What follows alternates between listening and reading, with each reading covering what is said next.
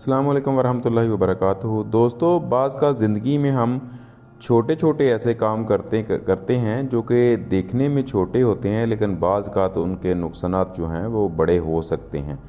तो इसीलिए अपनी ज़िंदगी को खुशगवार और जो मुश्किलात हैं उनसे बचाने के लिए छोटी चीज़ों को भी करने से गुरेज़ करें जो कि आपकी सेहत के लिए नुकसानदेह हो सकती हैं। तो एक छोटा सा काम जो आम तौर पर हमारे घरों में किया जाता है, उसके मतलब हम जो है वो आप लोगों से शेयर करने जा रहे हैं। तो इसके मतलब हम बताते हैं कि एक छोटा सा काम जो हमारे घरों में होता है उससे आपको सांस और जो फेफड़ों के मसाइल हैं वो हो सकते हैं। तो इसीलिए जो है वो काम करने से आप गुरेज़ करें।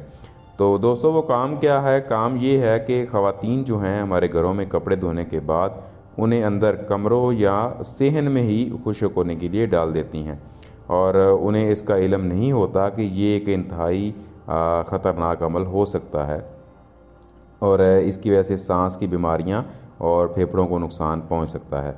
दोस्तों, माहरीन का कहना है कि कपड़ों से निकलने वाली जो नमी और जो आप सर्फ़ वगैरह उसके लिए यूज़ करते हैं, उसके जो बुखारात हैं वो हमारे फेफड़ों के लिए नुकसानदेह होते हैं।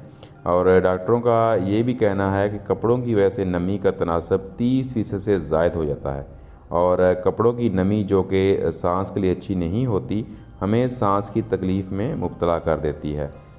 जितनी ज़्यादा नमी होगी इतना ही दोस्तों फंगस जो है होने का इम्कान भी बढ़ जाएगा।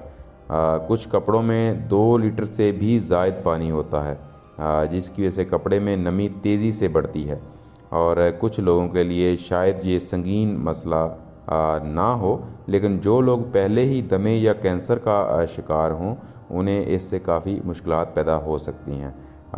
ताहम जो है हमें चाहिए कि हम छोटी छोटी चीज़ों से भी गुरेज़ करें जो आगे जाके हमारे लिए ख़तरनाक साबित हो सकती हैं।